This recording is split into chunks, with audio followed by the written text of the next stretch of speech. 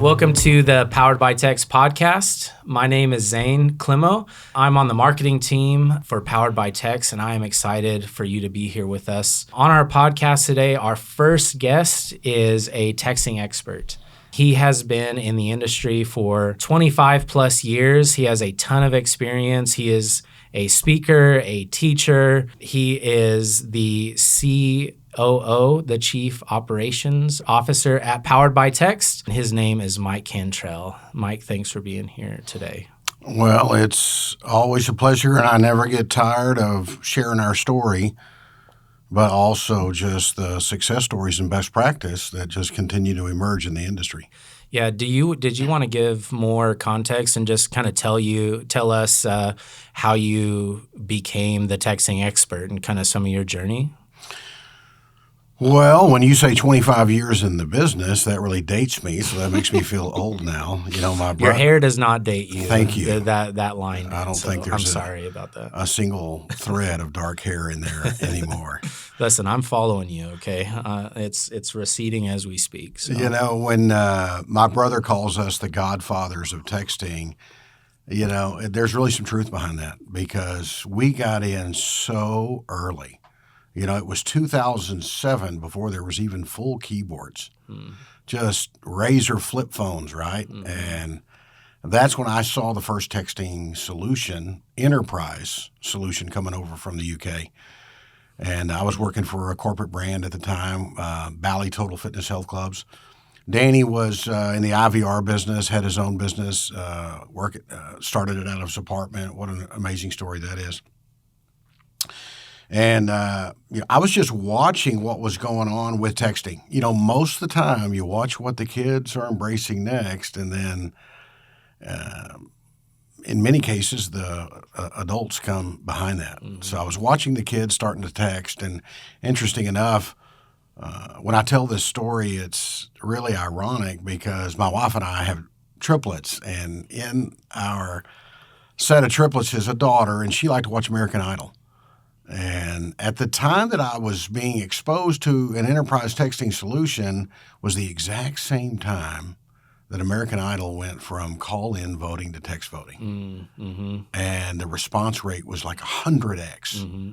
And that's what really got my attention. And I thought to myself, man, I think this texting is really going to take off. Mm. So in 2009, we made a decision. We were going to get in the texting business. In 2009, I left corporate America and jumped into this full time. We knew we needed to deliver a brand that was more descriptive to the services that we were going to provide around SMS. And, you know, after a long session on GoDaddy, like so many entrepreneurs, we were able to find a .com domain, Solutions by Text. The same night, though, it's ironic, I'll never forget it, it was 2009, Danny and I are believers. And we knew at some point in time the church and ministry and nonprofits would be ready for texting. And that was the end game all along. So the same night we captured the names Ministry by Text, Powered by Text, and Generosity by Text. And we knew at some point in time they'd be ready, but they weren't. But the commercial space was. And we jumped off into that, was reselling some software. And in 2012, there was two significant events. One was there was an FCC ruling that tightened the laws and rules and compliance requirements around texting. There was a one-year runway to accommodate it, which was 2013. And right around the same time was the first major carrier, I believe it was AT&T, that offered the first unlimited texting package. Mm. You know, at the time they were in the United States, we were sending about 900 million text messages a day. And within 6 months, it went over 2 billion. And, of course, right behind AT&T, the rest of the big boys introduced their unlimited texting packages. So that just triggered a reinforcement for Danny and I that we were in the right space. But because the laws and rules had changed, there was an opportunity to design a best-in-class software with the compliance requirements at its core and create massive differentiation. And in short order, as we were making our way into the SMS space, we were finding ourselves accommodating a variety of lending entities, and many of these were more highly regulated. So there was even more of an emphasis placed on the compliance requirements, and primarily that's the permission requirements of compliance, all the stop management. And when it came to general counsels or legal teams getting comfortable with adding this text ingredient to a communication recipe, they just had they needed to have the confidence of knowing that there was software out there that would manage that. So at the time, was there anyone else out there? So when you guys say you're the godfathers of texting, your foresight was people are switching to texting. I forgot that you had to pay for texts per text. I totally remember that. And then all of a sudden it was unlimited. That's so it's right. like, hold on, texting is becoming a thing. Mm-hmm. That was your transition to, wait, is there something that needs to be provided from a business level? That was the eye-opener, but also, Zane, what really made a difference was the advancements in the devices. Yeah. Right? You first started seeing that little pop-out keyboard. Yeah. Right? And then BlackBerry had its, piece of the pie. Yeah. But then iPhone started delivering, just another full keyboard experience that just took it to another level. Yeah. The devices got better. The browsing experience was better. But texting just kept growing in popularity. And the consumer really conditioned themselves really early on for the preference of texting and reading all their text messages. So we did not see another software out there at the time. There were other providers, but the compliance requirements were not core to the design of the software. Yeah. So Danny and I started traveling to India, and we found the team that we wanted to build software with, and we spun up another company in India, and we went to work. We went to work on was going to be a best-in-class software that was unique to what was in the marketplace. And we were right. Yeah. And this was the big influencer when we were entertaining dialogue with the general counsels and legal to make sure they had the comfort level, and we could demonstrate to them that our software would manage all the compliance requirements, because early on there was a couple of instances where some major brands misstepped. Yeah. And there was some lawsuits around that. So yeah, let's talk about compliance. So on our nonprofit side, it's very important, right? Well, the same laws and rules that apply to the commercial space apply to the church, ministry, nonprofit space. And this is where we bring just a tremendous amount of experience and knowledge, and we're seasoned.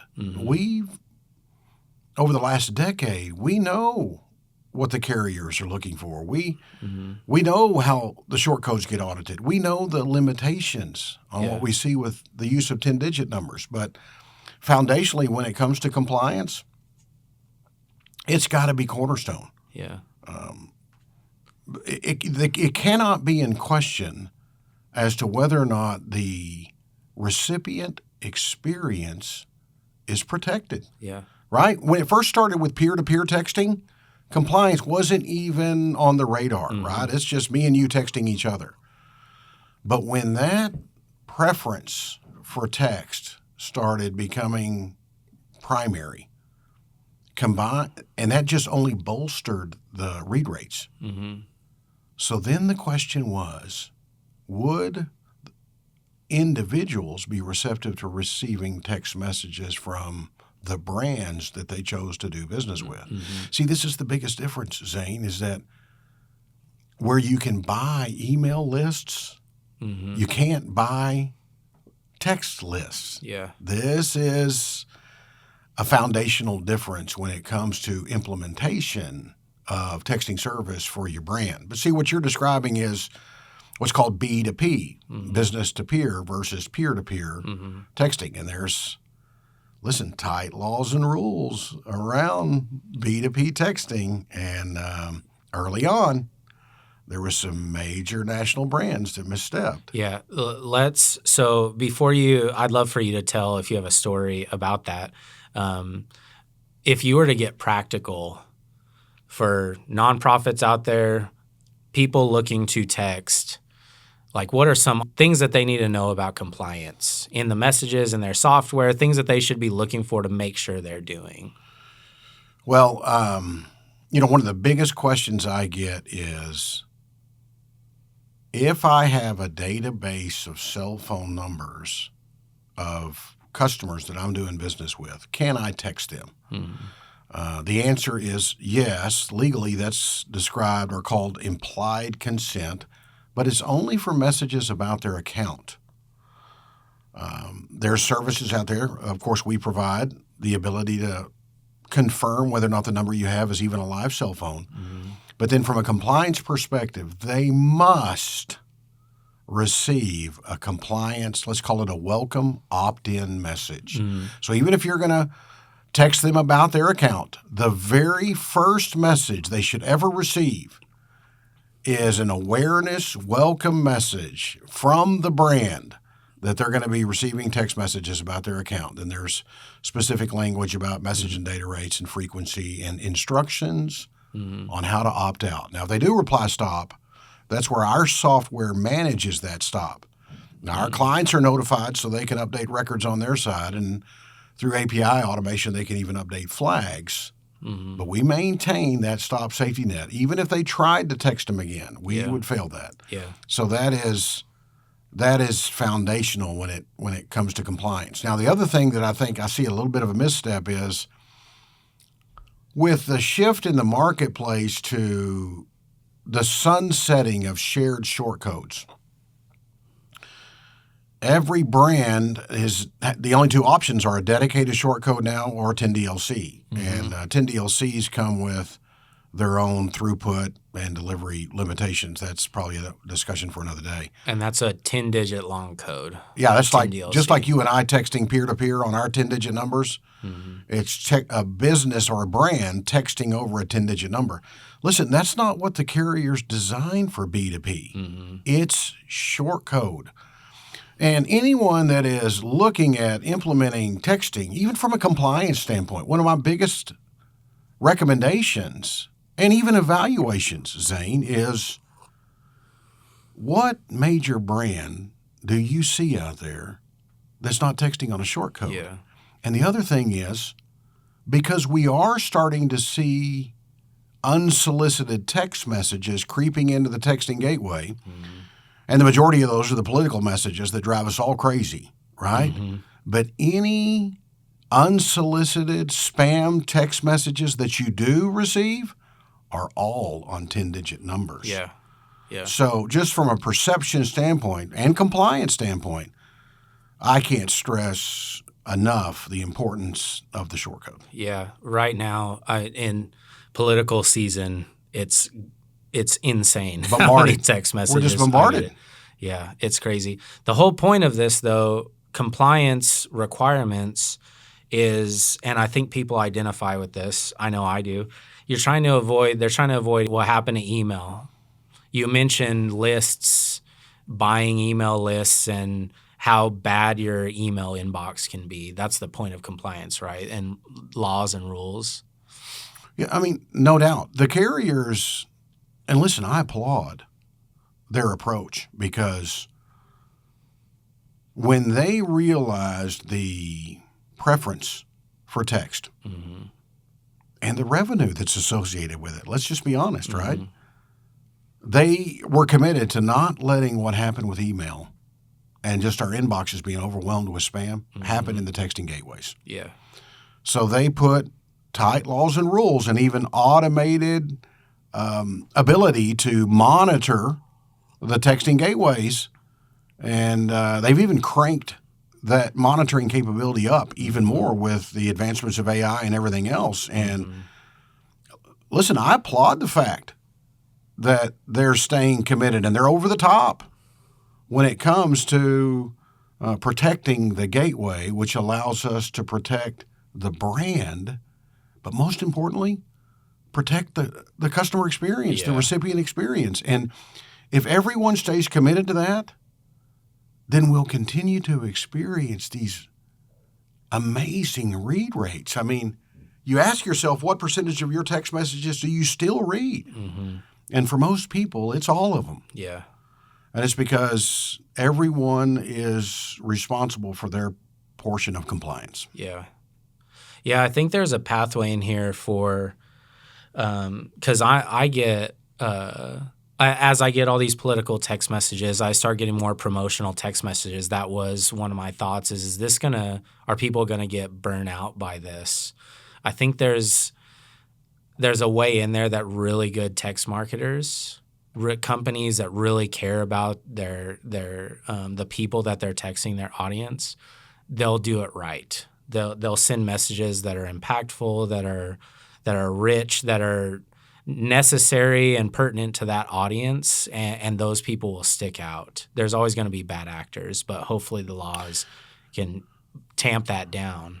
You know, Zane, I would tell you that the biggest difference overwhelmingly is what I would describe as recipient empowerment. Mm-hmm. See, text is just different. Mm-hmm. We have all attempted to hit the unsubscribe button in email 100 times. Mm-hmm. And we only get more spam email Mm-hmm. just because they're selling lists. So you can't do that in the SMS space. There has to be explicit permission for texting. So when I talk about everyone's commitment to compliance and the responsibility that's associated with it, the most important statistic, and it overwhelms me to think that in the United States we send over 7 billion text messages a day. Mm-hmm. What a staggering number. And how many of those are teenagers? Teenagers are... Well, at one point in time, I had 4 myself, and I was so thankful for those unlimited texting There's a teenager packages. in here right now, and I guarantee he's texting. You know, I think when I look back at that, I think to myself, that's an amazing statistic, but the most impressive statistic of all is the opt-out rates. Mm. I was seeing consistently in the commercial space, if you follow the compliance requirements, Mm-hmm. and back to your comment, as long as you don't compromise the frequency and there's value in that messaging, Mm-hmm. they're not replying stop. Yeah. See, the reason they give you permission is they've chosen to interact with your brand, Mm-hmm. and the messages they receive are perceived as a convenience. They want these messages. Mm-hmm. So the opt-out rate in the commercial space, even if it was payment reminders about your account, was less than 2%. Yeah. Because it was a convenience. Yeah. But now in the church and ministry and nonprofit space, buddy, it's less than 1%. That's the most impressive statistic in this SMS gateway, in this SMS world. And it's just the reinforcement. If everybody stays committed to these compliance requirements, Mm-hmm. The read rate is not diminishing. It's better for everybody. The stop rate's not going up. Yeah. Yeah. It's interesting you say that, because when I think about texting, it's 98%. 98% read rate or open rate. Mm-hmm. 98% open rate. That's a great statistic. We talk about it in marketing all the time. Okay, well, they're opening it. Then you have the read rate that was, I think it's 90% will read and respond within 3 minutes or something like that. Great stats, but then you think about your people are empowered to get the content that they want to get from you. And so they can stop a message from a group, or they can stop all from an organization entirely. That's right. So that's what you're describing is you can pick and choose what content you want from people a lot easier than email, and that's just not really honored in email. In short order, Zane, when brands experience the power of texting, Mm-hmm. what I mean by that is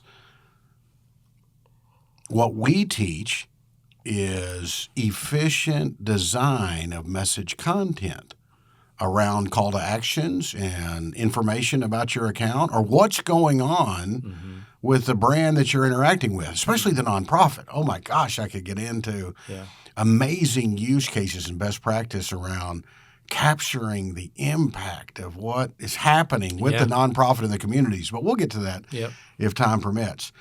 But as long as you're not compromising the frequency and there's value in the messaging, then they're not replying stop. When the brands experience the power of this, the ultimate measuring stick, it's the click-throughs on the URLs. The use of short URLs in the text message and your ability to track the clicks, man, that's the game changer. Yeah. And when they know that you have this insane read rate, but then you're seeing 50% click-through rate on some messaging campaigns, there's no other channel of communication that's performing like that. Yeah. And that's when they become very much more intentional about the strategy of texting. This is when it gets everyone's attention. And when you're visiting your communication calendar like most brands do, and they're planning whether it's direct mail or email and what's the content, what's our call to actions, they're more intentional than ever about what does the text message say? Yeah. And where are we connecting them? Yeah. And man, I'll tell you what, when they experience just the efficiencies and power of that, it allows them to go back and revisit the cost that's associated with other channels of communication and even consider repurposing some of those budget dollars. I'll tell you the other thing that I love about texting now is I'm seeing just the use cases change because the brand B2P, brand-to-peer texting is a personal experience. Most of the brands have got let's call them spokespeople or identities that are associated with the brand. So now this ability to do a one-to-many campaign, but to create a personal association or relationship with a person in that brand, we're seeing this real heavily now with radio. You know, you're bringing the jocks to life. Yeah. The on-air DJs. You ask me again, why texting? It's because the gateway is changing. The devices continue to improve. And what's really emerged now is embedded MMS in the text message. I mean, how many times we shoot a quick video and then text that to somebody else, right? Now you can bring the personalities or the on-air personalities or just those spokespeople for the brand, bring them to life, embed a short video. They don't have to link out to the video content now. It's the short video let's just call it accentuates the call to action in the message and is driving more clicks. Man, I could go on and on about why texting, but it's just the effectiveness and efficiency combined with the low opt-out rate. Yeah. And the recipient empowerment. Yeah. That it's just driving the game. Yeah. So to sum that up, you're kind of saying people enjoy text messaging, that you've said that line, that people have conditioned themselves over time, and that's continually going up as texting is their preferred way to communicate. That has transitioned to brands, not just peer-to-peer, but to brand. And the device capabilities are changing. They're getting better. The experience on the mobile is getting better. More importantly, it's not diminishing. Yeah.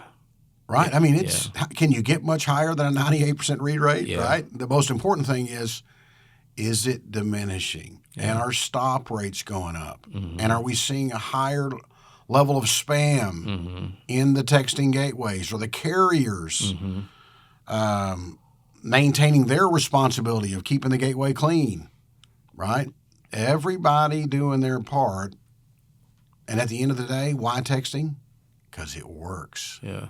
And you can measure it. So you've started to mention some use cases. You started talking about radio. I thought it would be good for us to give them some ideas of campaigns or things that you would say you should absolutely be doing this. If you're going to committing some of your budget this year to texting for your business, what are some tips you would give them? Well, I think the way I'd answer that question is it is in parallel paths. What messaging is unique to me and how are you going to accommodate that? And what messaging is applicable to a larger audience because I'm following that brand, right? And there is certainly nuances between implementation strategy for a church versus implementation strategy for a nonprofit versus radio versus education and so forth. Is there a message that needs to go to an individual student or donor versus a message that needs to go to all students or all donors? Right? You just need to be very, very strategic in this.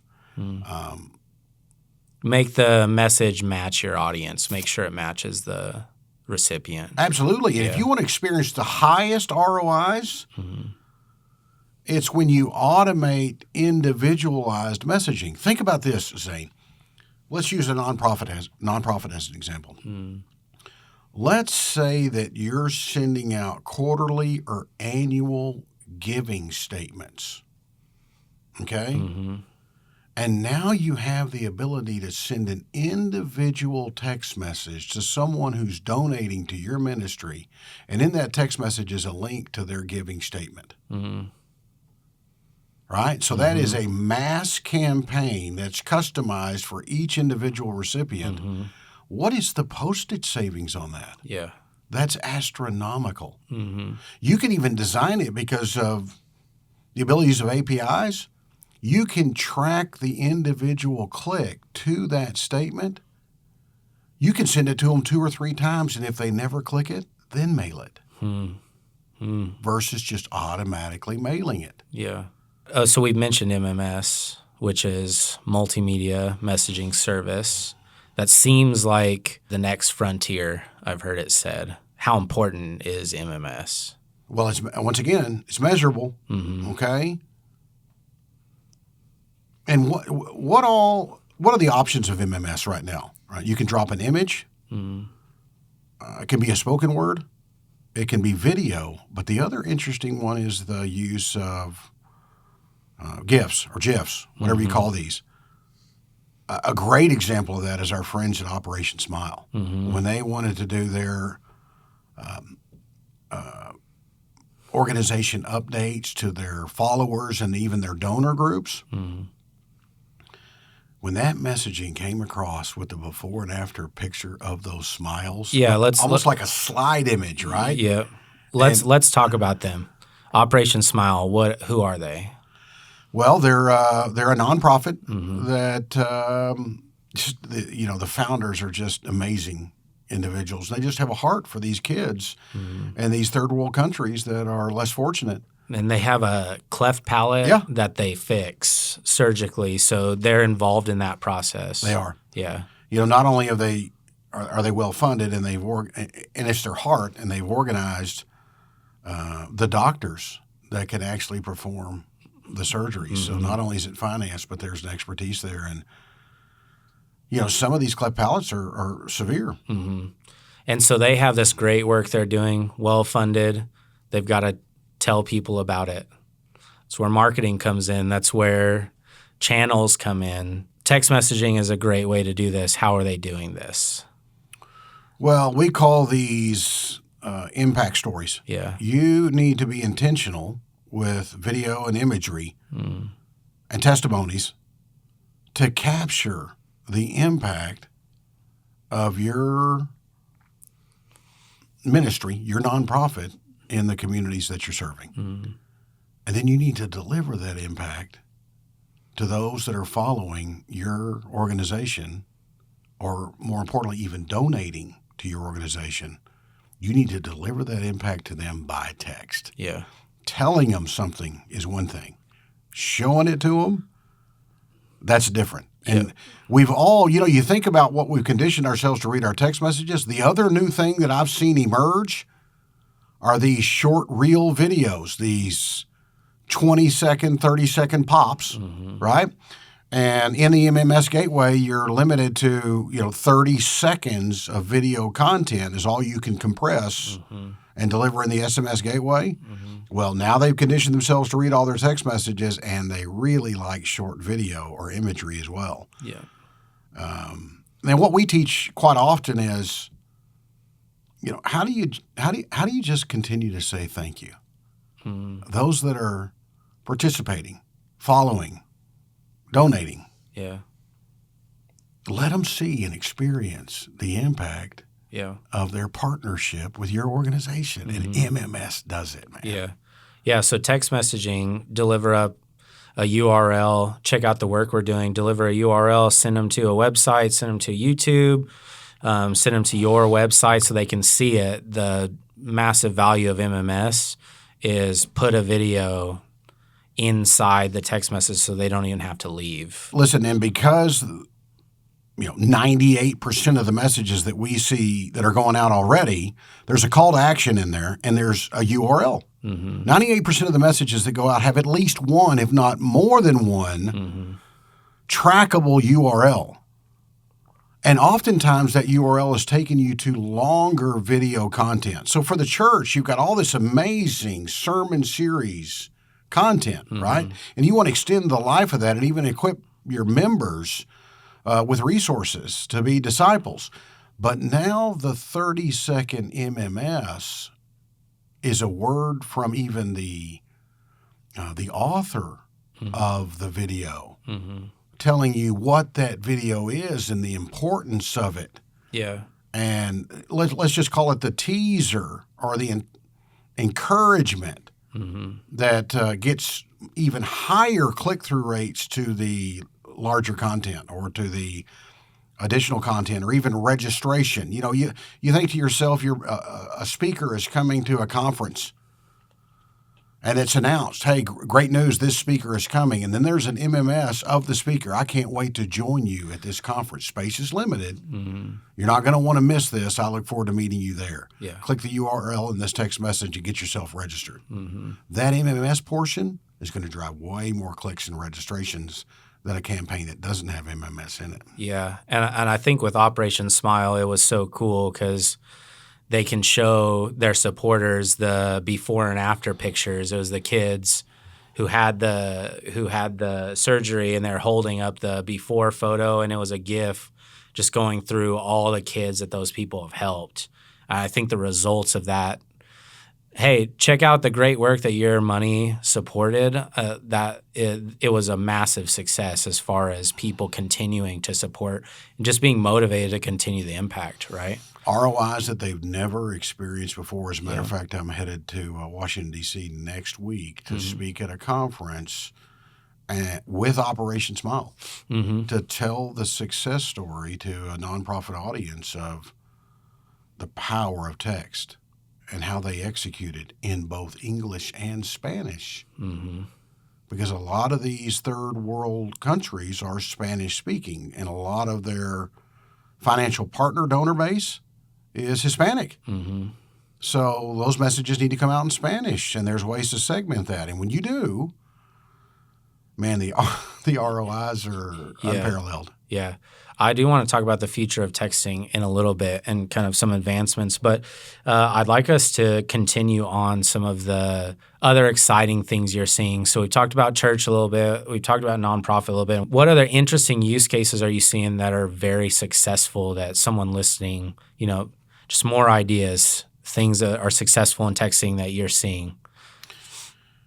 Well, I would encourage a brand work backwards to all of the objectives that you have and everything your ministry or your organization has to offer, okay? And even this is a fantastic way to support strategic partnerships, okay? Now, I want to tie this back to compliance because this is critical, that in this world of dedicated short codes now, the very first message needs to come from a specific brand, and every message they get after that is coming from the same brand. Doesn't mean you can't support strategic partnership within that messaging, okay? Now, I say that because oftentimes, let's use Christian radio as an example, right? If they're doing an awareness participation drive with a strategic partner, Compassion, and they're trying to get some kids sponsored, using texting to do that outperforms anything else they're doing. Now, a lot of that, you often think about a texting execution is the message content that you're pushing to people that have opted in. But an equally important use case is the keywords, Zane. And using keywords in other channels. So if you use radio as a prime example, every ministry opportunity, whether it's participating in sponsoring a child with compassion, text the word child, right? Now you're using texting as the entry point to participation. And then in the response message is the bridge to seeing the children that you have the option to support and sponsor, and you make your choice. And I mean, I even as I'm describing that, it's because I watched it happen. There was a goal of having a certain number of children sponsored. There was a certain commitment, or what they anticipated the number of children that they would get sponsored, and it, the response was triple that. Yeah, can we say who it is? Great friends of ours at Hope Media. Yeah. They have multiple brands. Yeah. Way FM was the primary partner for Compassion, and just love our partnership, our friendship with Hope Media, and just their heart for ministry. Yeah, so they partnered with Compassion to try and get some kids sponsored. Sent out a text message, used MMS from one of their very popular DJs. You're saying they saw a triple of what they expected. The driving force behind it was not the message campaigns. It was the use of the keywords on air. Yeah. Asking you to text child to participate and sponsor a child. The DJs were even describing a specific child. Next up is Juan. He's 9 years old. He lives in the Dominican Republic. They were telling his story. Now let's get Juan sponsored. Text child. Yeah. And then they would come right back on. Juan is sponsored. Yeah. Right? Wow. And they kept going. I mean, it was just, you could almost experience it on the air. But any objective of the ministry, and oftentimes objectives are just, what are the extended ministries from the brand, right? So let's stay on the topic of Christian radio, right? So many of these amazing Christian radio stations that we have the privilege of working with now, the prayer ministry is core. If the listeners need prayer, previously they would say, go to our website and /prayer. Now it's, if you're a prayer warrior or you need prayer, just text the word pray and post your prayer request on the prayer wall. Now what's amazing is they're creating awareness to those prayer warriors to text pray. Now when they get to the prayer wall, they get to read the prayer requests of other listeners, and they pray over them. And when they do, they hit an icon that sends a text message back to the person that posted the prayer request to let you know that somebody just prayed for you. Yeah. Really, brother? That's ministry. Yeah. Yeah. And that entire workflow is triggered off of a keyword. Yeah. Right? So from there, you can go on and on about what the other ministry opportunities, and a lot of this also is just participation opportunities, whether it's a chance to win some tickets, or there's a concert tour coming, or I need to volunteer for a food shelter. It's just endless. But all of that segmentation, awareness, and the bridge to it, it's keywords. That's another big part of your texting strategy. Yeah. We've talked about compliance is a huge part. Short code being on a five-digit short code versus a 10-digit number. And now we're talking about keywords in our strategies. And I want people to know segmentation. When you're talking about segmentation and people controlling the content that they get from you, keywords is the driving force in that. People hitting a keyword gets them into a certain group. You're getting messages about that thing that you signed up for, and then you hit this keyword and you're presenting it on, everywhere, and people are getting in there, and then they can stop. Oh, I don't need that content anymore. Stop. I don't need that content anymore. Stop. Oh, I do need that. hit a keyword, opt in. That's the strategy. Well, still the opt-out rates are so minimal. Yeah. But now you're talking about the highest ROIs of your texting campaigns. Yeah. And that is segmentation and letting the recipients determine what content they want. See, this only reinforces the importance of the short code more than ever. Yeah. I mean, to try and execute a keyword strategy on a 10-digit number is just clunky. Mm-hmm. People underestimate that short code, that 5-digit code, becomes an extension of your brand. And when they hear that number over and over and over again, they'll say it in their sleep. Mm-hmm. And then when a new keyword is introduced, they already know that short code. They already know the messaging that's coming from that short code. But, I mean, just even what we're doing here today, if you like to consume podcast, and they have a podcasting ministry. If you text the word podcast, you'll be notified when we drop a new podcast. Yeah.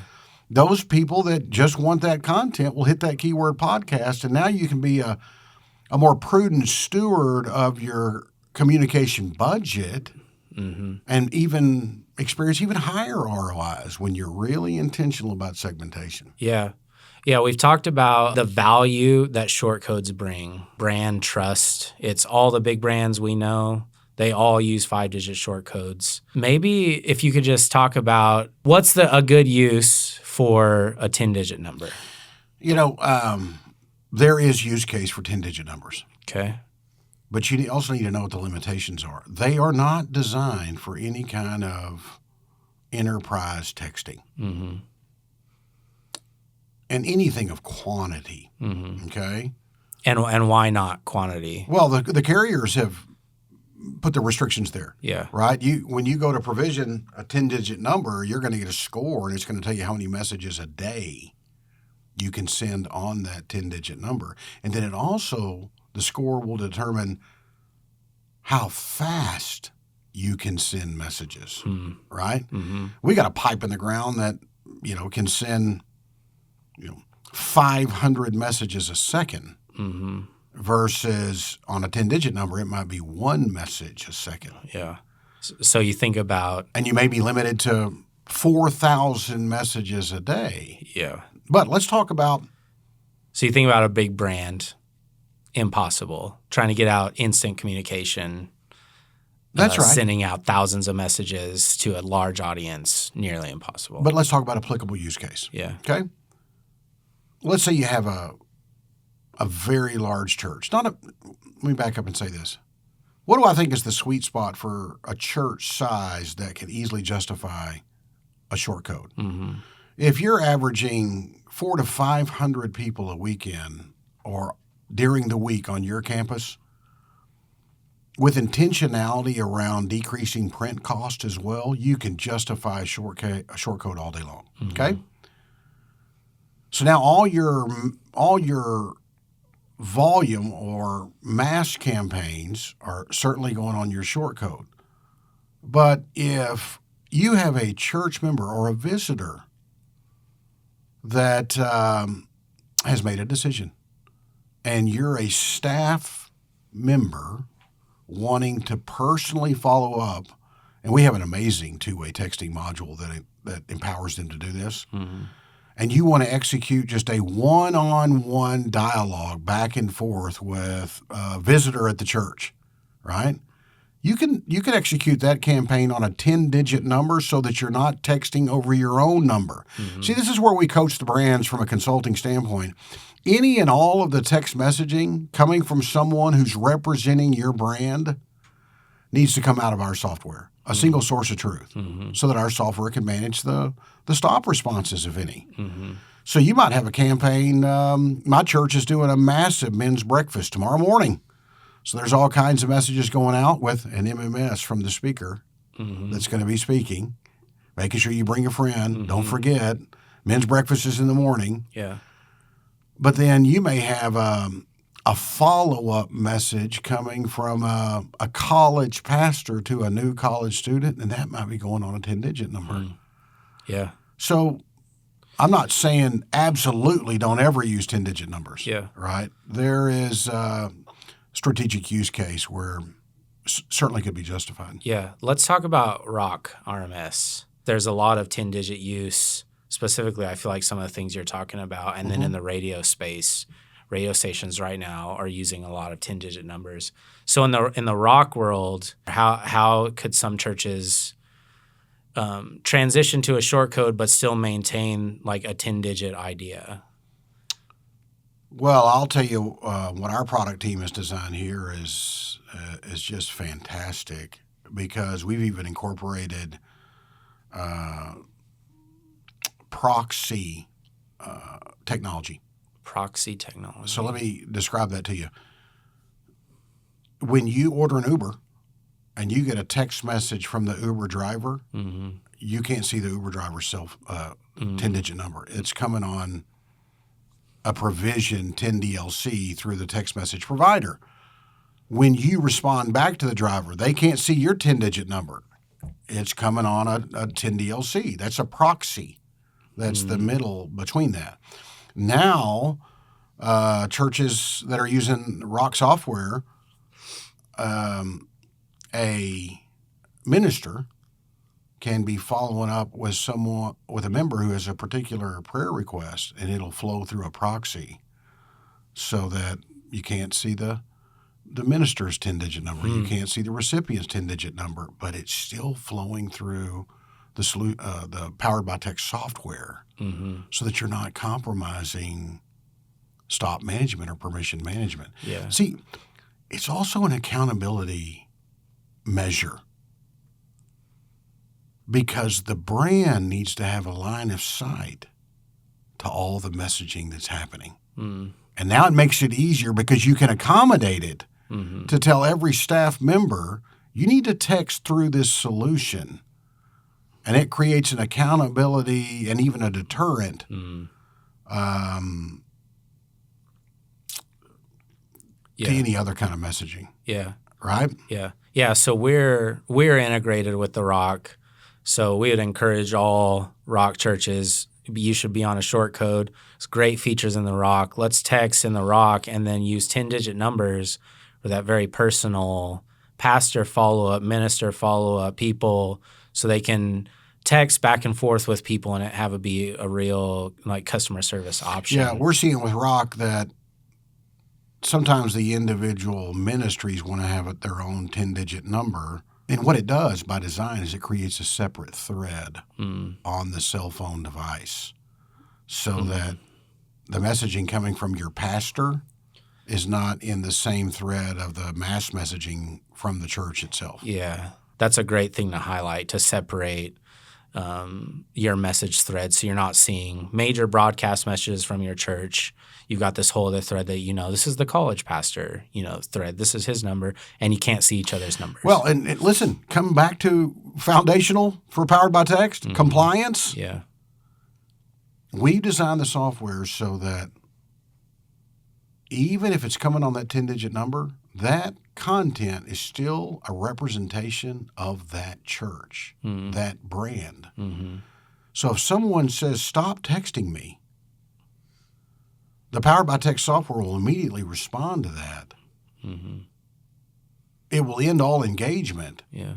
But that stop command to a message from the pastor doesn't stop all the other messaging that they're getting. That is a huge differentiator with our approach to the integration with Rock.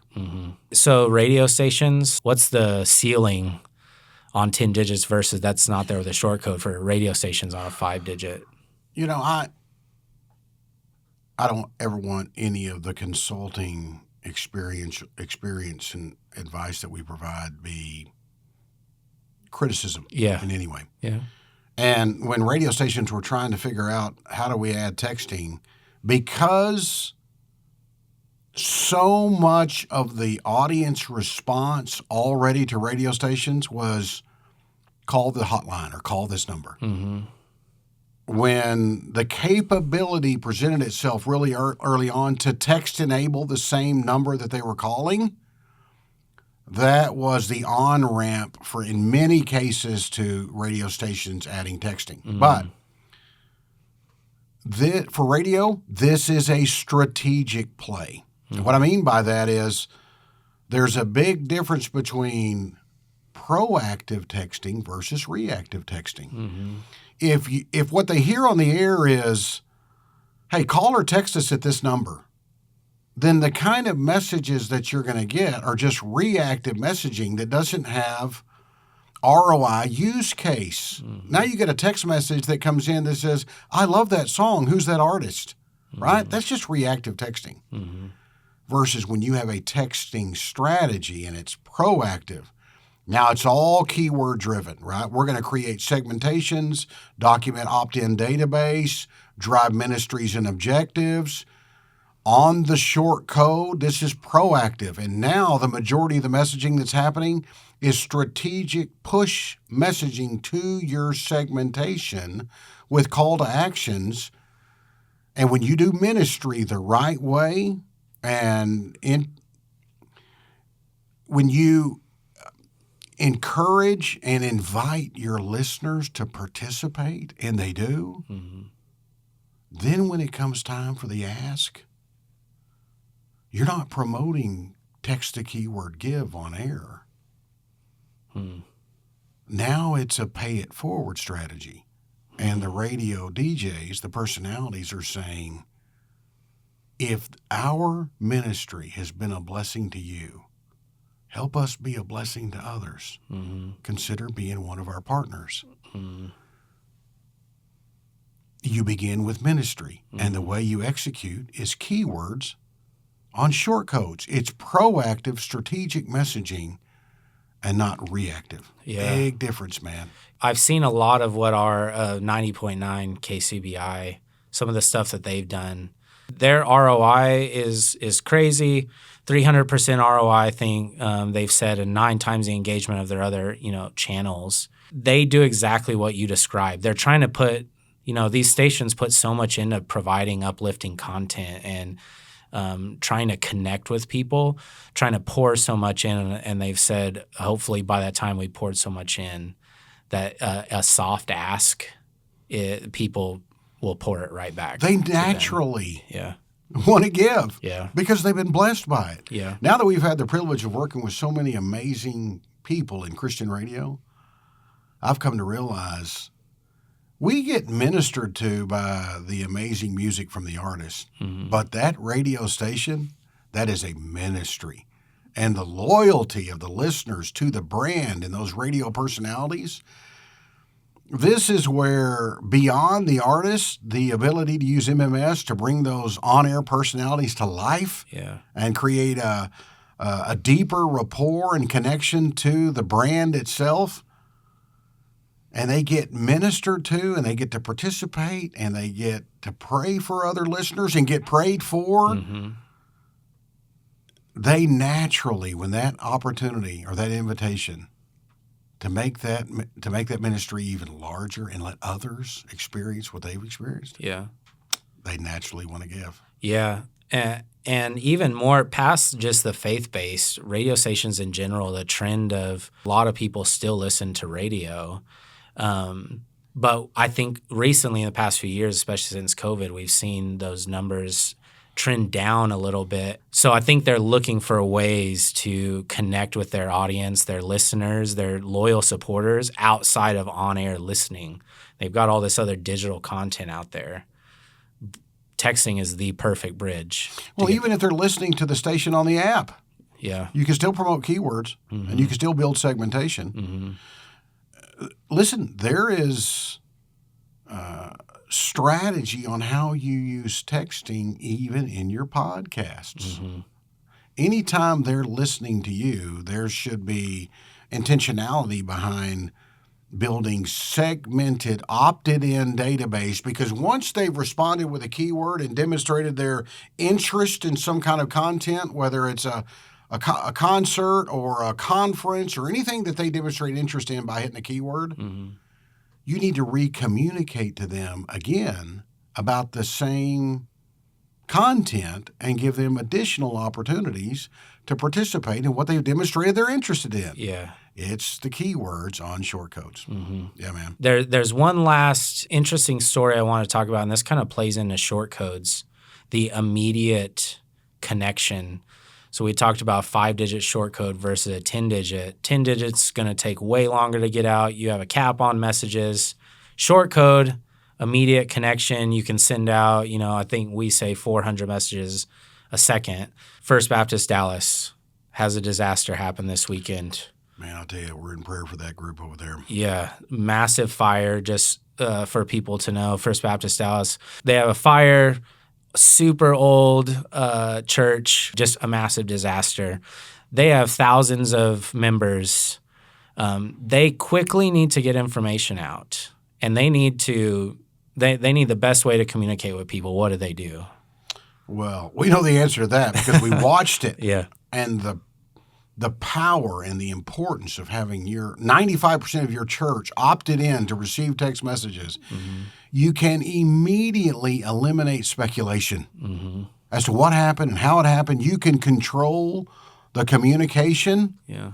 And you can also let them know, how are we going to pivot? Where are we going to worship? What's going on? And for them to immediately be able to transition their church to the local, what was it, downtown, the big conference center? Yeah, Kay Bailey, the convention center. Yeah, the convention center, to shift services to the convention center. Like 2 days before. And tell them, hey, be in prayer. Yeah. Everybody's okay. Yeah. And we're still going to worship. Yeah. And we're doing it at Kay Bailey Convention Center. To be able to do that and see the audience respond and be there, if you don't have everybody opted in by text, you're not going to experience that, right? I'll give you another great example. It was our church partners, Prestonwood. They got hit by, it wasn't a full-blown tornado, but it was close. Massive wind shear. Yeah. And it really damaged a large portion of the main sanctuary and so forth. And I'll tell you, Pastor Graham has just totally embraced texting, man. This guy gets it, right? And I'm so proud of him. Within 30 minutes, he's outside. It barely has stopped raining. There's branches and stuff still falling, debris all over the place, and he's shooting an MMS. We're okay. Yeah. This is what's going on. We'll keep you informed. The fact that they've got 95% of their members opted in for texting, and you can eliminate speculation and give them information, man. Yeah. The power of that. I think that's applicable for not just churches, people running events, large events, conferences, volunteer things, whatever it is.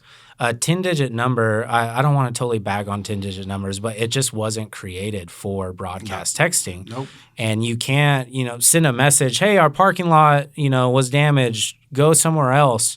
That message could arrive 4 hours later. 5-digit short code, that message is getting to people within seconds. The carriers do not give messaging on the 10-digit number the same priority as short code. Yeah. I'm hearing unbelievable stories of latency on deliverability. Yeah. And when you need to get a campaign out the door and hit a large audience, it's got to be on a short code. Yeah. The last topic I wanted to hit on, I know we've kind of gone long, and you said it, you're aging, and so I don't want to. Or you still got some energy left for us here? A little gas in the tank. Okay. The last topic I want to talk about was just what is in the future of texting, or what advancements are you excited about, because it does just keep growing. We just keep expanding its ability, making it a better experience. What's coming that's going to improve it even more?